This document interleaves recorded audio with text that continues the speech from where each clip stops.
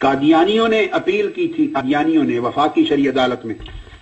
یہ جتنے میں بتا رہا ہوں فیصلے سب سرکاری طور پہ چھپے ہوئے ہیں، پی ایل ڈی میں، پی ایل جے میں، سپریم کورٹ، ہائی کورٹ، وفاقی شرعی عدالت کے تاریخی فیصلوں کے سرکاری ریکارڈ میں چھپے ہوئے ہیں، کتابوں میں بھی ہیں.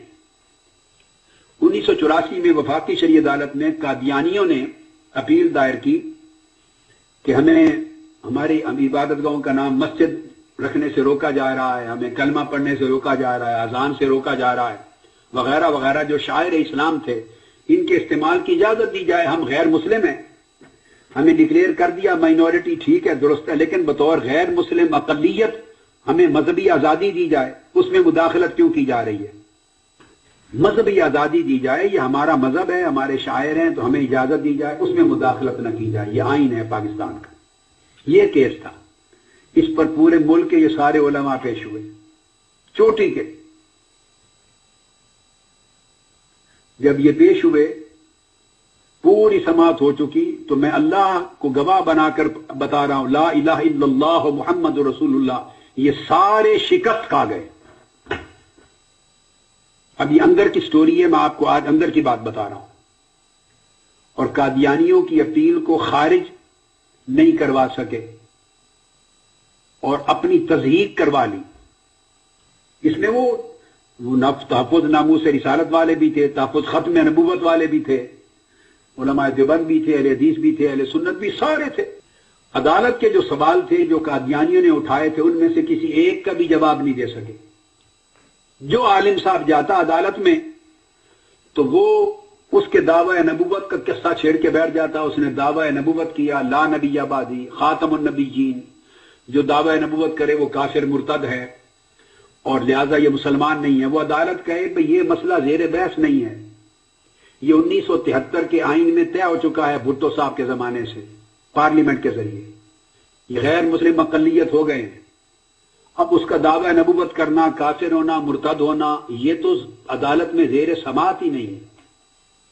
کوئی آئے تو کہے وہ کانا تھا، وہ دبواتا تھا عورتوں سے، وہ بے ایمان تھا، وہ کہتا تھا سیٹی سیٹی مجھ پر یہ وہی آتی ہے، یہ حوالے سنا ہے. مزہ کا خیز، یعنی یہ جو حرکت ہے ان لوگوں کی کہ تصدیق کروا دینا حرمت دین کی، اس طرح کی باتیں کر کے عدالت ہنستی تھی. وہ کہے خدا کے بندو آپ ہار جائیں گے کیس، ان میں سے کوئی چیز زیر بحث نہیں ہے.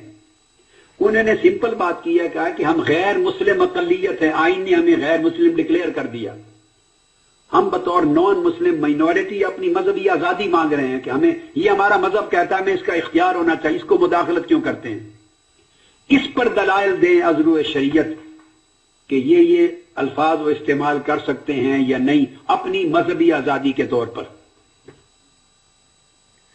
جب یہ سارے بھگت گئے اور وہ عدالت انتہائی پریشان ہو گئی، میں اس وقت ناروے دورے پر تھا تو مجھے ٹیلی فون آیا. نفس مسئلہ پر گفتگو ہی نہیں کی کسی نے. یہی پرابلم ان کا آج ہے کہ نفس مسئلہ کچھ اور ہوتا ہے اور یہ بنا کچھ اور، بحث میں کچھ اور لیتے ہیں، خلط مبحث کر دیتے. اصل بات یہ ہے، یہ اس کے مرتد ہونے کے دلائل دیتے ہیں اور وہ مسئلہ زیر بحث نہیں ہے. مسئلہ ان کے غیر مسلم اقلیت کے طور پہ مذہبی آزادیاں کیا ہیں کیا نہیں ہے، مسئلہ یہ ہے. چنانچہ ڈیٹ فکس ہوئی ان کے ساتھ، میں نے اپنا دورہ منسوخ کیا، بقایا واپس آنے کا کہا. انہوں نے میری واپسی کے، میں نے کہا 3 دن دے دیں تاکہ میں سٹڈی کر لوں. اب یہ سارا ملک گواہ ہے، کراچی سے پشاور تک اور لاہور کے سب علماء گواہ ہیں. ہائی کورٹ کی بلڈنگ تھی، 6 گھنٹے دلائل ہوئے میرے، 6 کے 7 گھنٹے سپیکر لگا ہوا تھا. اس ایک دن کے 6 گھنٹے کے دلائل سے قادیانیوں کی اپیل خارج کر دی گئی. اتنا مواد دلائل کا دے دیا انہیں کہ شکست کھا گئے قادیانی. سارے جہان نے دلائل سنے اور نتیجہ کیا ہوا؟ اللہ گواہ ہے کہ سب سے پہلا میرا ہاتھ چومنے والے شخص مولانا عبد الرحمان اشرفی تھے اس وقت، جنہوں نے اپنے کل علماء دیوبند اور اہل حدیث کی آنکھوں کے سامنے کھڑے ہو کے ہاتھ چومے. پھر مولانا منظور چنیوٹی نے، جو دوسرے مسلکوں کے لوگوں نے، پھر ہمارے اپنے علماء نے جو موجود تھے، اہل حدیثوں نے. انہوں نے چونکہ پہلی بار سنا تھا یہ واقعہ براہ راست زیادہ اجتماع علماء کا، تو پھر وہ بڑے نعرے لگاتے رہے. خیر الحمدللہ آقا علیہ السلام کی نوکری تھی، ہم تو ہمیشہ خدمت سگانہ کرتے رہے ہیں اپنے آقا کی. ایک ادنا کتے کے طور پہ حضور کی دین اور حضور کی حرمت و عزت کی حفاظت کے لیے لڑتے رہے.